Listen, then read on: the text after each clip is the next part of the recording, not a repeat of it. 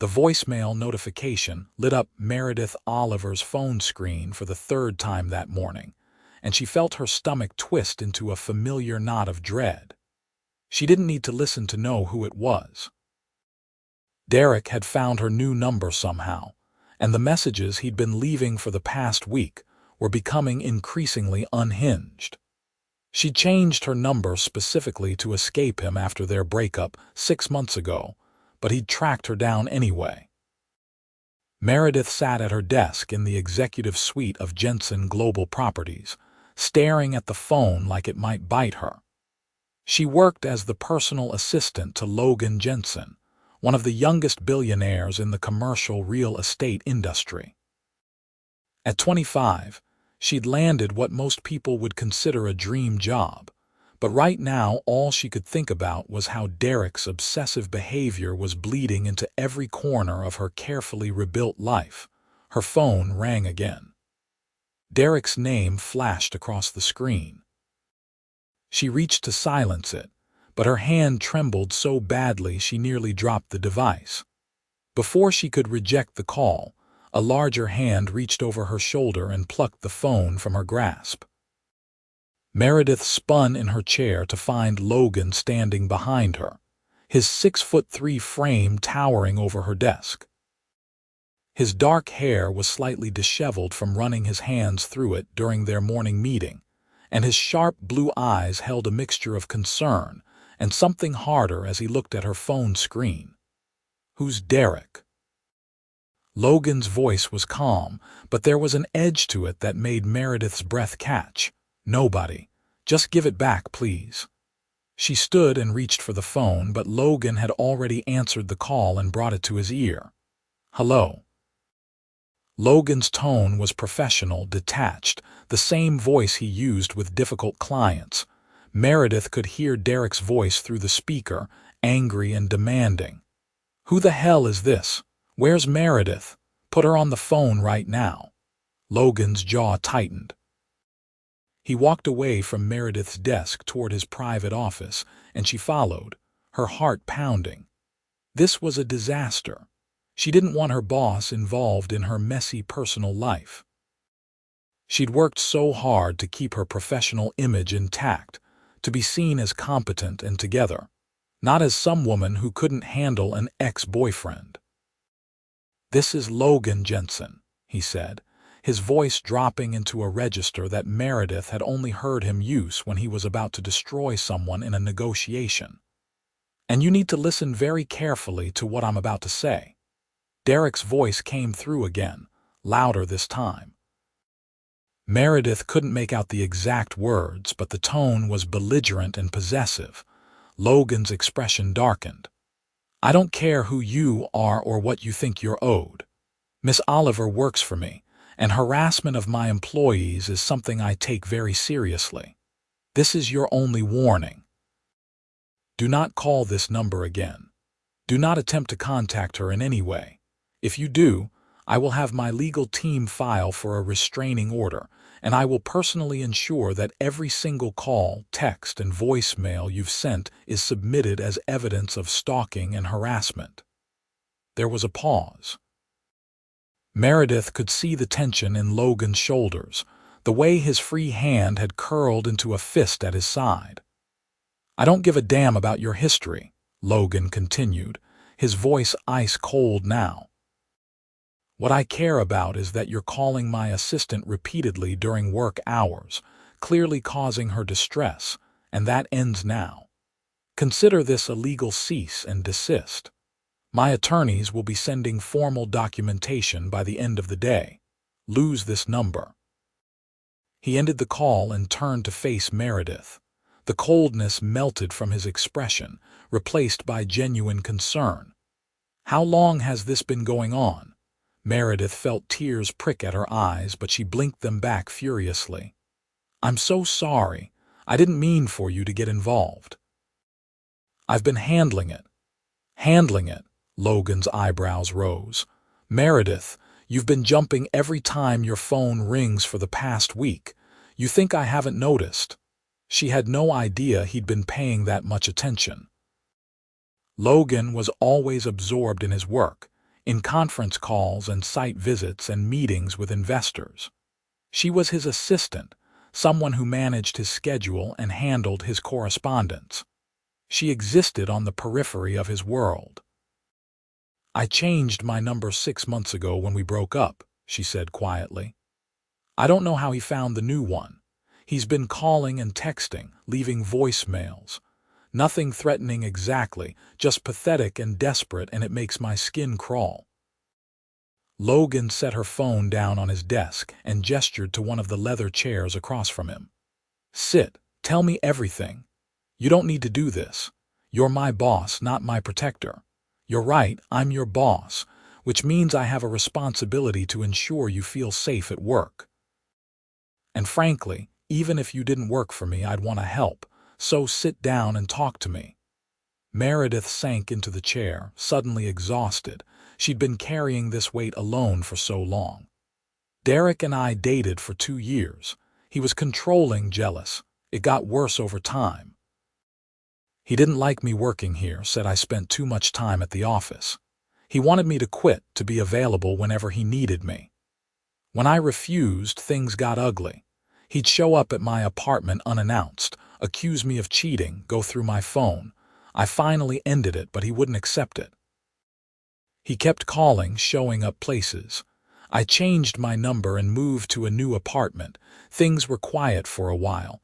I thought he'd finally moved on. And then he found your new number." Logan's voice was tight with anger. "Last week. I don't know how, I've been so careful." Logan was silent for a moment, his fingers drumming on the armrest of his chair. Meredith had seen him like this before, when he was working through a complex problem, analyzing all the angles. Finally, he spoke. "I'm going to have my head of security look into this. We need to know how he got your information, and I meant what I said on the phone. My legal team will draft a formal cease and desist today. If he violates it, we'll pursue a restraining order. You don't have to do all that. I can handle it myself." "Can you?" Logan's gaze was penetrating. "Because from where I'm sitting, you've been trying to handle it alone and it's clearly taking a toll. Let me help, please." There was something in his voice, an earnestness that Meredith wasn't used to hearing from him. Logan Jensen was brilliant and driven and occasionally ruthless in business, but he'd always been distant with her on a personal level. Professional, appropriate. She'd assumed that was just who he was. "Okay," she said softly. "Thank you." Logan nodded and stood, walking around his desk to sit in the chair beside her instead of maintaining the barrier between them. "I need you to forward me all the voicemails and texts he's sent. Everything. Don't delete anything. All right. And I want you to document every interaction you've had with him since the breakup. Dates, times, what was said or done. Can you do that?" "Yes." "Good." He paused, then added, "You're safe here, Meredith. I need you to know that." The way he said her name, with such gentle certainty, made her chest ache. She'd been holding herself together with such determination, refusing to let anyone see how scared she'd been. And now Logan was sitting beside her, this powerful man who could have dismissed her concerns as personal drama, and instead he was offering her protection and support. "I appreciate it," she managed. "Really." Logan's phone buzzed and he glanced at it with obvious irritation. "I have a call with the Singapore investors in 5 minutes. Are you okay to get back to work, or do you need some time?" "I'm fine. I'll pull together those messages and documentation for you." He stood and offered her a hand up. When she took it, his grip was warm and steady. "We'll handle this together. He's not going to bother you anymore." The rest of the day passed in a blur of activity. Meredith compiled all of Derek's messages into a folder and sent it to Logan, her stomach churning as she read through them again. They weren't overtly threatening, but the obsessive tone was unmistakable. Derek talked about how they were meant to be together, how she was making a mistake, how he knew she still loved him. He mentioned seeing her at the coffee shop near the office last Tuesday, which meant he'd been following her. That detail made her hands shake as she typed. Logan's head of security, a former FBI agent named Richard, came by her desk in the afternoon. He was professional and thorough, asking questions about Derek's last known address, his workplace, his friends. Meredith answered everything as best she could, though she realized with some shame how little she actually knew about Derek's life beyond what he'd allowed her to see. "We'll run a full background check," Richard assured her. "And I'm going to recommend some additional security measures for you personally. Mr. Jensen has already approved it." "What kind of measures?" "A security escort to and from work. Monitoring of your apartment building's security cameras. A panic button app for your phone that connects directly to our team and local police. We take these situations seriously, Miss Oliver." It felt surreal, like she'd stumbled into someone else's life. But she nodded and agreed to everything, grateful that someone was finally taking her fear seriously. By the time 6 o'clock rolled around, Meredith was mentally drained. She was packing up her desk when Logan emerged from his office, briefcase in hand. "I'll drive you home," he said. "You don't have to do that. I have my car." "Then I'll follow you. Richard's team isn't fully in place yet, and I'm not letting you drive home alone." Meredith wanted to argue, to insist she didn't need a billionaire escort, but the truth was she'd been dreading the drive home. Dreading the moment she'd be alone again, vulnerable. "Okay, thank you." Logan's car was a sleek black Tesla that probably cost more than Meredith made in 2 years. She climbed into her practical Honda Civic and pulled out of the parking garage with Logan's car following close behind. The drive to her apartment building took 20 minutes through evening traffic, and knowing he was there behind her the entire time gave her a sense of security she hadn't felt in weeks. When they arrived, Logan parked and got out of his car. "I want to check your apartment." "Logan, really? I'm sure it's fine. Humor me." They rode the elevator to the 4th floor in silence. Meredith was acutely aware of Logan's presence beside her, the subtle scent of his cologne, the way he seemed to fill the small space. She'd worked for him for 8 months, but this was the first time they'd been alone together outside the office, the first time the professional boundaries had blurred like this. Her apartment was exactly as she'd left it that morning. Logan did a thorough check anyway, looking in closets and behind doors, testing the locks on her windows and balcony. It should have felt invasive, but instead it felt protective. "Safe. Good locks," he said approvingly. "But I'm going to have Richard's team install additional security anyway. A camera on your door, better locks, maybe an alarm system." "That's really not necessary. This is a safe building." Logan turned to face her, his expression serious. "Meredith, your ex has proven he's willing to track you down despite your efforts to avoid him. That makes him unpredictable. I'd rather overreact and keep you safe than underreact and have something happen to you." The intensity in his voice surprised her. "Why are you doing all this? I mean, I'm grateful, but this is way beyond what an employer normally does for an assistant." Logan was quiet for a moment, his blue eyes studying her face. "You're not just an assistant to me. You're the best employee I've ever had. You're intelligent, capable, and you make my life run smoothly. Beyond that, you're a good person who doesn't deserve to be harassed and frightened. And honestly, I'd want to help even if you didn't work for me.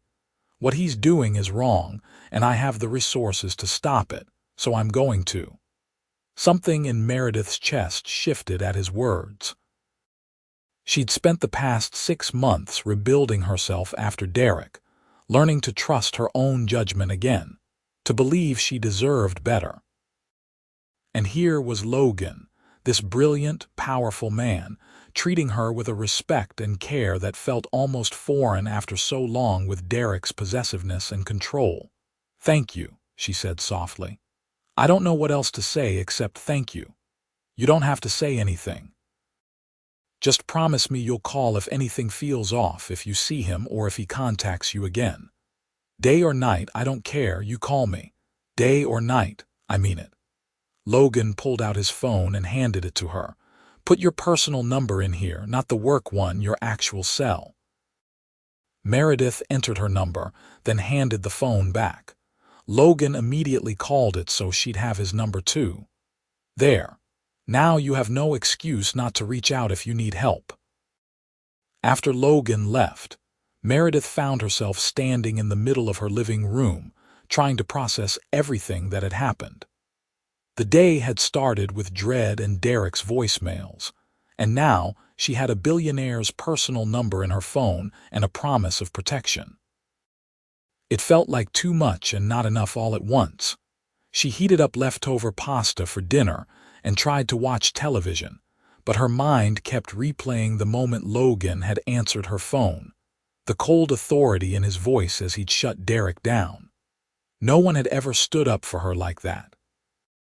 Derek had spent 2 years making her feel small and dependent, and then Logan had swept in and treated her like she mattered, like her safety was worth his time and resources.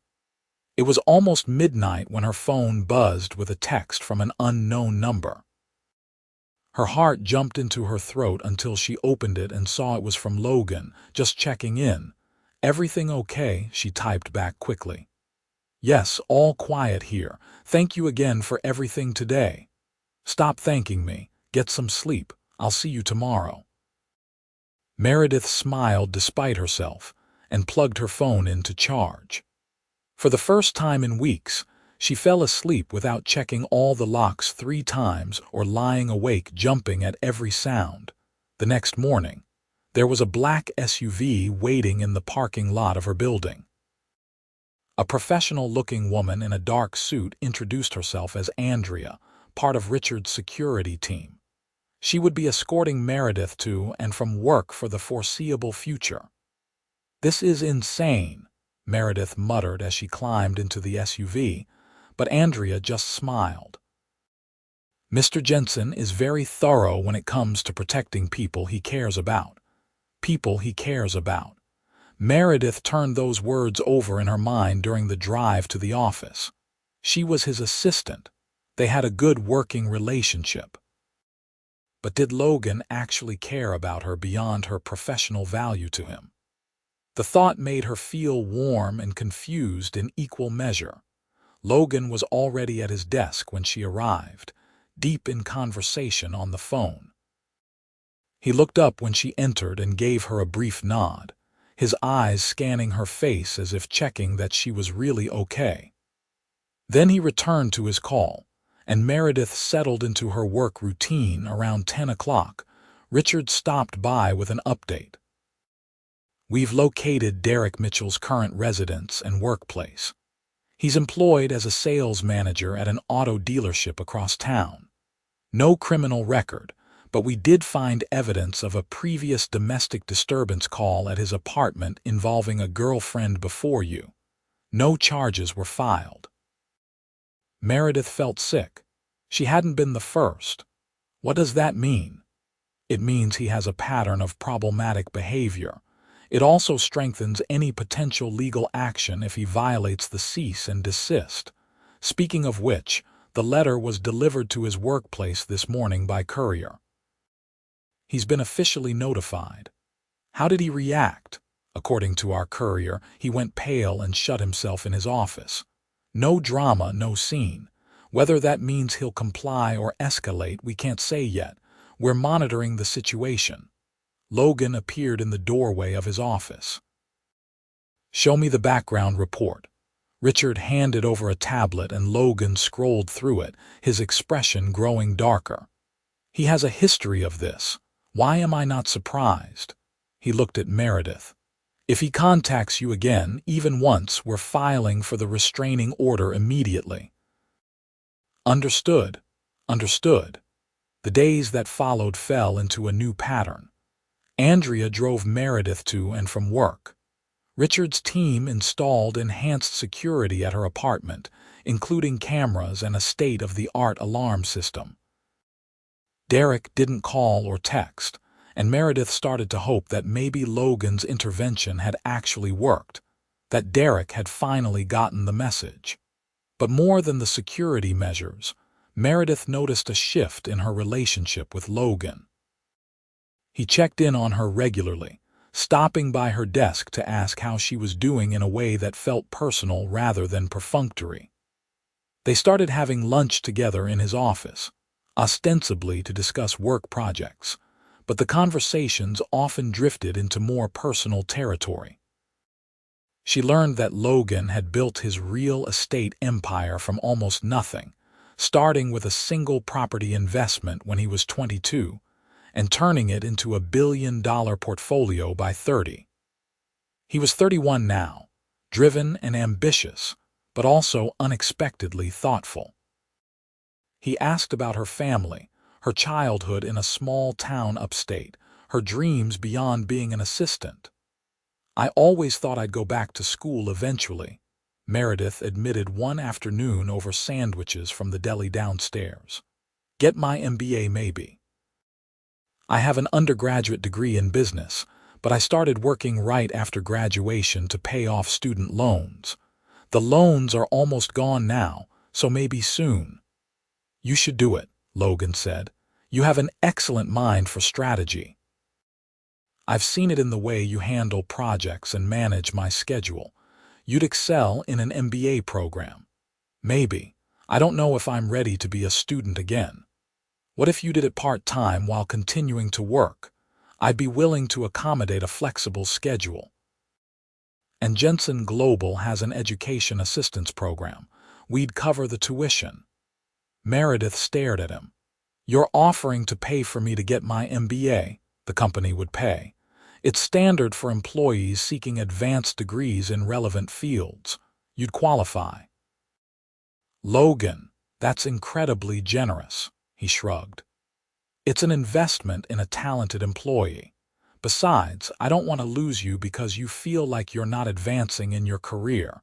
If helping you get your MBA keeps you at Jensen Global, that's more than worth it to me."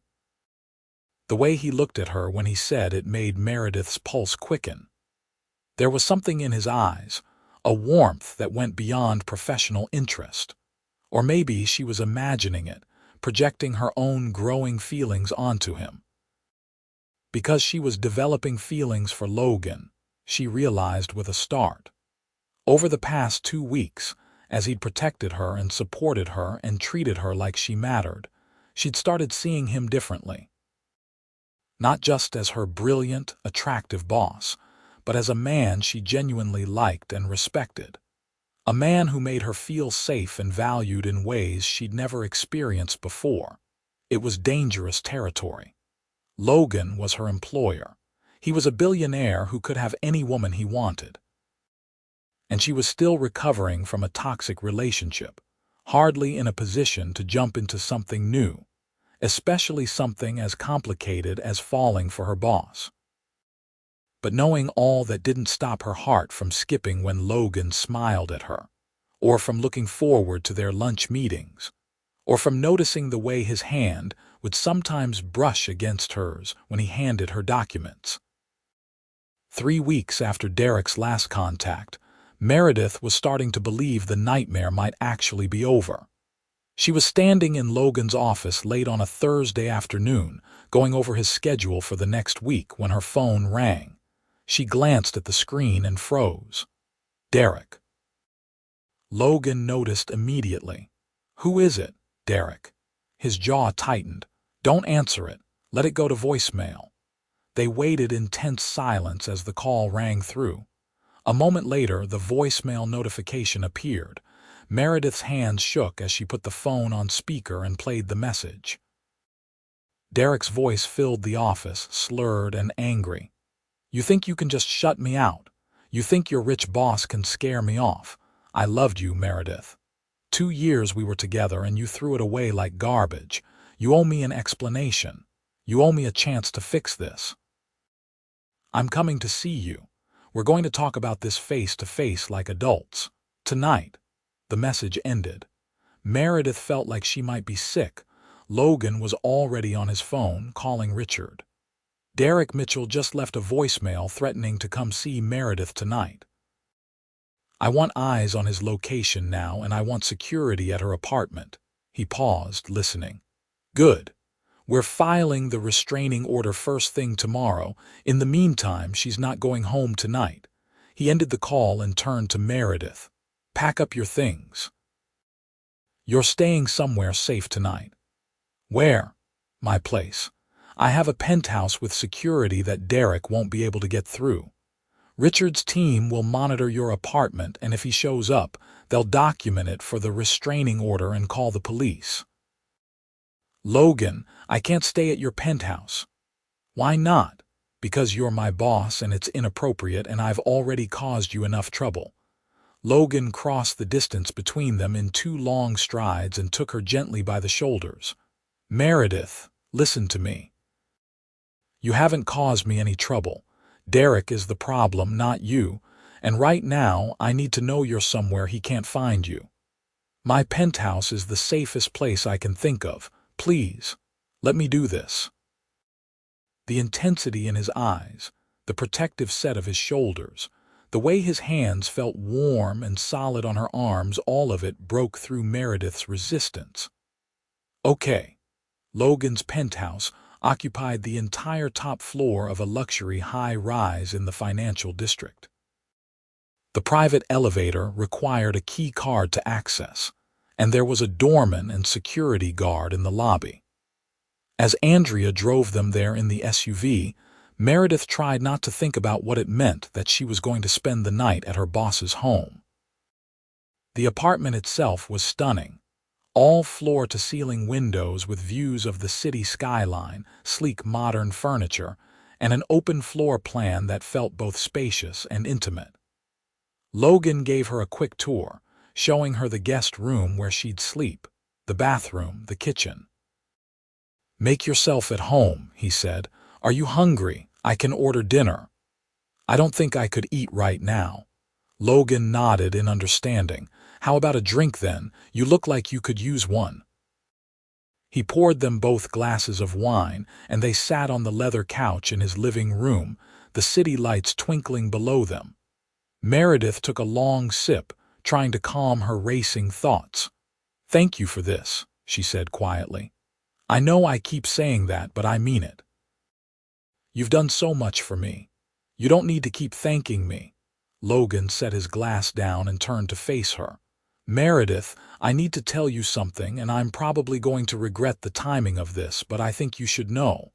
Her heart started pounding. "Okay." "The reason I've been so invested in protecting you, so determined to handle Derek and make sure you're safe, it's not just because you're my assistant or because it's the right thing to do. Those things are true, but they're not the whole truth." He paused, his blue eyes searching hers. "I care about you, as more than an employee. I have for a while now, but I didn't think it was appropriate to say anything. And then this situation with Derek happened, and I couldn't stand the thought of you being scared or hurt. I had to do something." Meredith's breath caught. "Logan, I don't know what to say." "You don't have to say anything. I know the timing is terrible. You're dealing with your ex and you work for me, and there are a dozen reasons why this is complicated. But I needed you to understand why I've been so involved. It's not out of obligation or pity. It's because I care about you deeply, and I have for months." The vulnerability in his voice, the way he was looking at her with such open honesty, made Meredith's chest ache. She thought about the past few weeks, the way Logan had stepped into her life and made her feel protected and valued. The way she'd started looking forward to seeing him each morning, the way her heart raced when he smiled at her. "I care about you too," she said softly. "I've been trying not to because you're my boss and it seemed impossible, but I can't help it. You make me feel safe and respected and like I matter, After Derek, I didn't think I'd ever feel that way again." Logan reached out slowly, giving her time to pull away if she wanted. When she didn't, he cupped her face gently in his hand. "You matter, Meredith, more than you know." And then he was kissing her, soft and careful, like she was something precious that might break. Meredith melted into it, her hand coming up to rest on his chest where she could feel his heart beating as fast as hers. The kiss was everything she hadn't known she needed, tender and passionate and full of promise. When they finally pulled apart, Logan rested his forehead against hers. "I've wanted to do that for so long." "Really? How long?" "Months. Maybe since the day you started working for me and you reorganized my entire filing system in a way that actually made sense. Or maybe the first time you handled a difficult client with such grace and intelligence that I realized you were extraordinary." Meredith laughed, the sound shaky with emotion. "I reorganized your files because they were a disaster. They were a disaster, and you fix them. You fix everything." He kissed her again, deeper this time. "Stay with me tonight, not because of Derek, but because I want you here. Because I don't want to let you go. I'm not going anywhere." They spent the rest of the evening talking, sharing stories about their lives and their hopes and the things that made them who they were. Logan told her about growing up with a single mother who worked 3 jobs to support them, about his determination to build something that would give them both security. Meredith told him about her parents' messy divorce when she was 12, about feeling caught in the middle and learning to be independent too young. "Is that why you stayed with Derek for so long?" Logan asked gently. "Even when things were bad?" "Maybe. I think I was trying to prove I could make a relationship work, that I wasn't like my parents. But staying in something unhealthy isn't the same as making it work. I know that now. You deserve someone who treats you well, who sees how incredible you are and never makes you doubt yourself." "Someone like you," Logan smiled. "I'd like to try to be that person for you if you'll let me." They fell asleep on the couch together, Meredith's head on Logan's chest and his arms wrapped around her. It was the best sleep she'd had in months. When Meredith woke the next morning, sunlight was streaming through the windows and Logan was in the kitchen making coffee. He changed into jeans and a casual shirt, and seeing him like this, relaxed and domestic, made her heart do strange things in her chest. "Good morning," he said, handing her a mug. "Richard texted earlier. Derek showed up at your apartment around 11 last night. He tried to get into the building, but security stopped him. When he wouldn't leave, they called the police. He was arrested for violating the cease and desist and for trespassing. He's being held pending a bail hearing." Meredith sank into one of the kitchen bar stools, processing this information. "He was arrested?" "Yes. And given the violation and the documented harassment, the restraining order will be granted quickly. He won't be able to come near you or contact you. If he does, he'll be arrested again." "It's really over." She could hardly believe it. "It's really over. You're safe." Meredith set down her coffee and walked over to Logan, wrapping her arms around him. He held her tightly, his chin resting on top of her head. "Thank you," she whispered, "for everything, for believing me and protecting me and caring about me." "Always," he murmured. "I'll always protect you, Meredith. I'll always care." They stayed like that for a long moment, just holding each other. Finally, Logan pulled back enough to look at her. "We should probably talk about what this means for work. I don't want you to feel uncomfortable or like your job is contingent on us being together. I don't feel that way, but we should probably be careful about how we handle this at the office, at least until we figure out what this is between us. What do you want it to be?" Meredith considered this. "I want to see where it goes. I want to date you properly, get to know you outside of work. I want to give this a real chance. I want that too, more than anything." Logan kissed her forehead. but you're right that we should be discreet at the office. I don't want anyone to think you've gotten special treatment or to undermine your professional reputation. When we're at work, we'll keep things professional. Outside of work, you're mine." The possessiveness in his voice should have reminded her of Derek, but it didn't.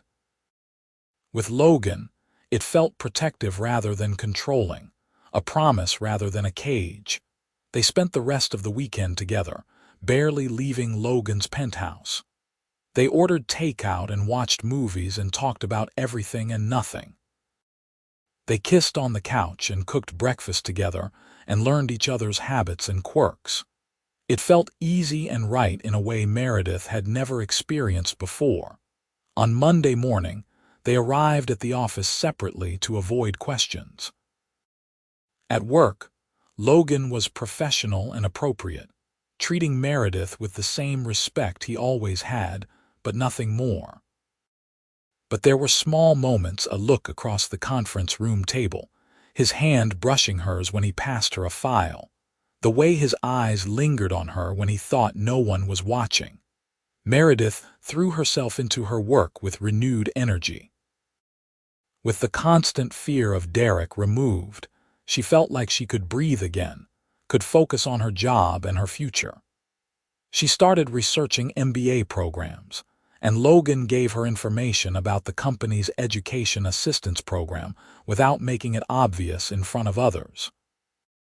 Their evenings were spent together, either at Logan's penthouse or at her apartment, which finally felt like a safe space again. They went on real dates to dinner at restaurants where Logan knew the chef personally, a weekend trip to his family's lake house upstate, a charity gala where Meredith wore a stunning dress that Logan had insisted on buying for her. "I have money," she'd protested when he'd presented her with the designer gown. "I can buy my own dress." "I know you can, but I want to spoil you. Please let me." And so she'd worn the dress and felt like a princess on Logan's arm, dancing with him under crystal chandeliers while photographers captured images of the city's elite. Someone had asked if she was his girlfriend, and Logan had looked at her with such tenderness before saying yes, she was. 3 months into their relationship, Meredith came home to find her apartment filled with flowers. Roses, lilies, tulips, every surface covered in blooms. Logan was standing in the middle of it all, wearing the slightly nervous expression of a man about to take a risk. "What is all this?" Meredith asked, setting down her purse in amazement. "A grand gesture. I know it's over the top, but I wanted to do something to show you how I feel." "Logan, you show me how you feel every day, I know, but I wanted to make it official." He crossed to her and took her hands. "Meredith Oliver, you walked into my life as my assistant, but you've become so much more. You're my partner, my best friend, the person I want to see first thing in the morning and last thing at night. I'm in love with you, completely, hopelessly in love with you." Tears sprang to Meredith's eyes. "I love you too, so much." Logan kissed her deeply, then pulled back with a grin. "Good, because I bought you something else." He handed her a small velvet box. Inside was a key. "Is this a key to your penthouse?" she asked. "Yes, I want you to move in with me." "I know it's fast, but we spend almost every night together anyway, and I don't want to spend another night apart. What do you think?" Meredith looked at the key, then at Logan's hopeful face, then at the ridiculous amount of flowers surrounding them. 6 months ago, she'd been trapped in a relationship with someone who made her feel small and afraid. Now she was standing in a room full of flowers being asked to move in with a man who made her feel cherished and strong. "Yes," she said. "Absolutely yes." Moving in together was surprisingly easy. Meredith's apartment was a rental, so she simply gave notice and packed up her belongings. Logan's penthouse was big enough for both of them with room to spare, and he insisted she make it her home too, clearing out closets and decorating together. At work, they eventually made their relationship known to the company.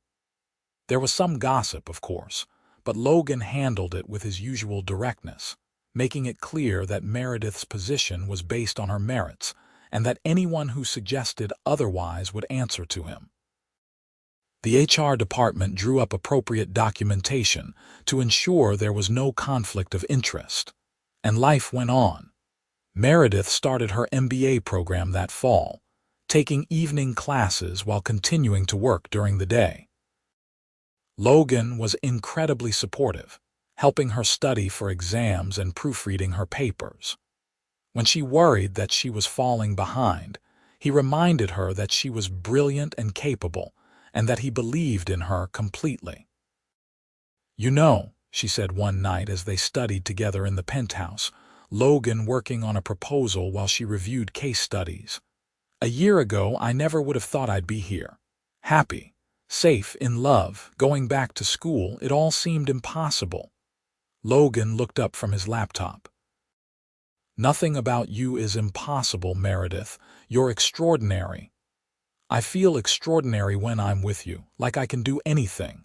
You can, but I'm glad I get to be here to see it." Derek's name came up occasionally: court dates for the restraining order, updates from Richard's team confirming he was staying away. He'd been fired from his job at the dealership after the arrest and had apparently moved to another state. Meredith felt nothing but relief. That chapter of her life was closed, and she was writing a much better one now. 2 years after that day when Logan had answered her phone and stood up to Derek, Meredith graduated with her MBA. Logan was in the audience, cheering louder than anyone when she walked across the stage. Her parents were there too, divorced but united in their pride for their daughter, and Logan had arranged for all of them to have dinner together at an exclusive restaurant afterward. "To Meredith," Logan toasted, raising his glass. "The smartest, strongest, most incredible woman I know. I'm so proud of you." Later that night, back at the penthouse, Logan led Meredith out to the balcony. The city stretched out below them, lights twinkling like stars. "I have something for you," he said, pulling out another small velvet box. Meredith's heart stopped. This box was different from the one that had held the key. This one was the right size for something else entirely. Logan opened it to reveal a stunning diamond ring, the stone catching the moonlight and throwing rainbows across the balcony. "Meredith Oliver, you came into my life when I didn't even know I was looking for someone. You challenged me, surprised me, made me want to be a better man. I can't imagine my future without you in it. Will you marry me?" Meredith was crying and laughing at the same time. "Yes. God, yes. Of course I'll marry you." Logan slipped the ring onto her finger, then kissed her with all the passion and love and promise of their future together. When they finally pulled apart, both breathless, Meredith looked at the ring sparkling on her hand. "I can't believe this is my life," she said. "Sometimes I still can't believe you're real. I'm very real, and I'm very much in love with you, and I'm going to spend the rest of my life making sure you never doubt how extraordinary you are." They were married 6 months later in a ceremony at the lake house where they'd spent so many weekends. It was intimate, just close friends and family, with the autumn leaves providing a spectacular backdrop. Meredith wore a dress that made her feel like a fairy tale princess, and Logan looked at her like she was his entire world. "I promise to protect you," Logan said during his vows, his voice thick with emotion. "To support your dreams, to be your partner in all things. I promise to love you with everything I am, every single day, for the rest of our lives." Meredith's vows were equally heartfelt. "You saved me when I didn't even know I needed saving. You showed me what real love looks like: respect and trust and partnership. I promise to love you fiercely, to build a life with you that's full of joy and laughter and adventure. You're my best friend, my love, my everything." When the minister pronounced them husband and wife, Logan kissed her like they were the only two people in the world. And in that moment, With his arms around her and their future stretching bright before them, Meredith knew she'd found exactly where she belonged. A year after the wedding, Meredith gave birth to twin boys. Logan was beside himself with joy, pacing the hospital room and holding her hand through every contraction, tears streaming down his face when he first held his sons. "They're perfect," he whispered, cradling them both. "You're perfect. Thank you for this, for them, for everything." Meredith watched her husband, brilliant, powerful Logan Jensen, reduced to awed wonder by these tiny babies, and felt her heart expand with love. They named the boys Lucas and Liam, and Logan proved to be just as protective and devoted as a father as he was as a husband. He made time in his schedule for family dinners and bedtime stories, for baseball games and school plays. The penthouse became filled with the chaos and joy of raising children, and Meredith wouldn't have traded it for anything. She'd continued working at Jensen Global after getting her MBA, but in a different role as a partner in the company, helping Logan make strategic decisions and manage new acquisitions. They were a formidable team in business and in life, supporting each other's ambitions while building a family together. On their 5th wedding anniversary, they returned to the lake house without the kids, just the two of them for a long weekend. They spent the days hiking and swimming, the evenings cooking dinner together and making love like newlyweds. "You ever think about that day?" Meredith asked as they sat on the dock watching the sunset. "The day Derek called and you answered my phone." Logan pulled her closer. "Sometimes. I think about how brave you were trying to handle it alone, how scared you must have been. I'm grateful I was there to help." "I'm grateful too. You changed everything for me that day.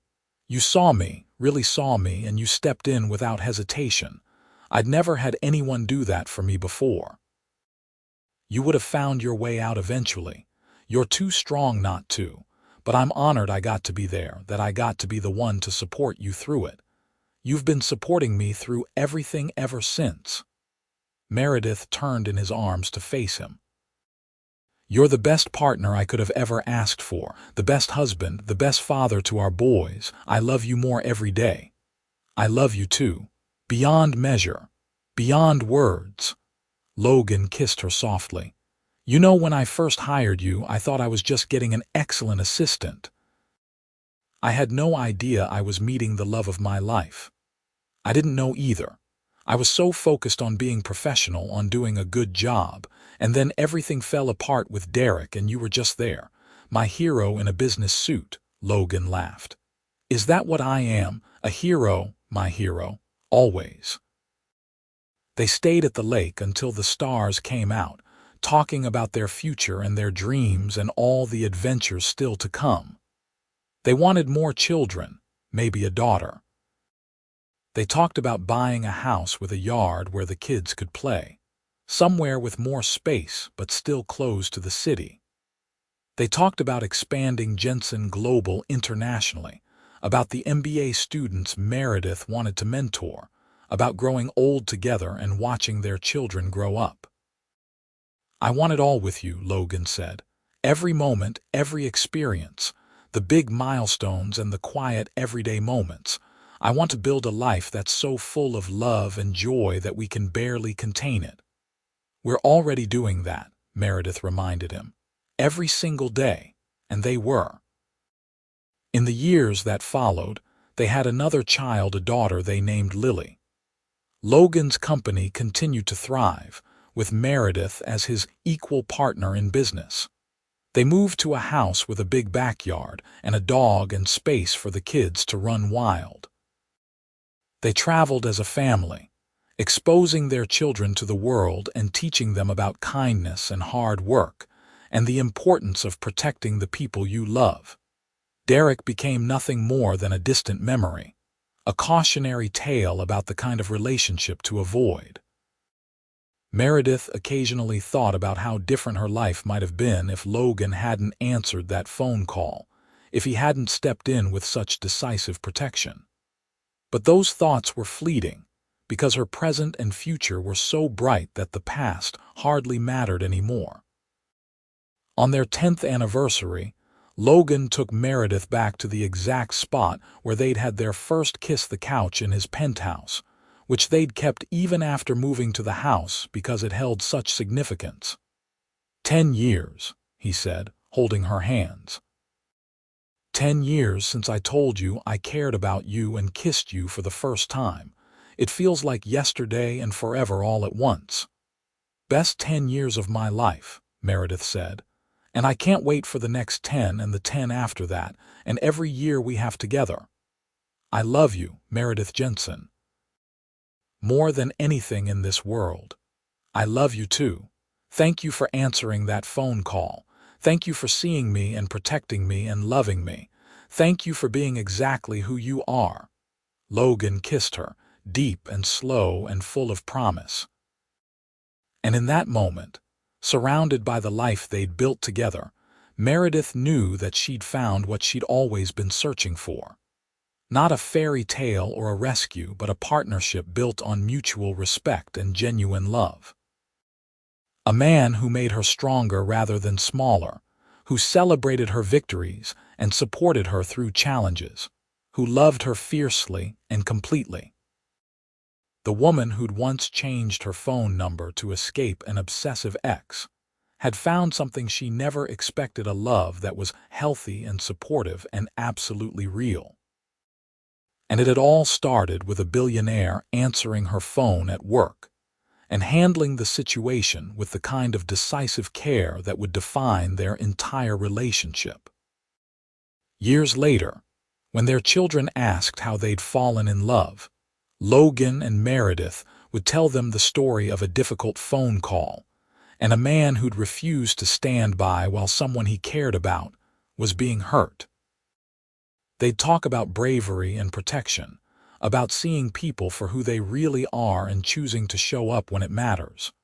But mostly, they'd talk about love, the kind of love that transforms everything, that makes you believe in second chances and happy endings. The kind of love that starts with a single moment of courage and grows into a lifetime of joy. And they'd tell their children that true love isn't perfect or easy, but it's worth everything. That the right person will make you feel safe and strong and capable of anything.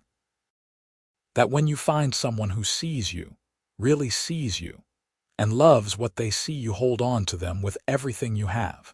Meredith and Logan held on to each other through everything, the challenges and triumphs, the ordinary days and extraordinary moments. They built a life that was messy and beautiful and utterly their own, filled with laughter and children, and the kind of love that only deepens with time. And it all started with a phone call, a protective billionaire, and a woman brave enough to accept the help she deserved. From that moment forward, everything changed, and they lived happily, beautifully, perfectly ever after.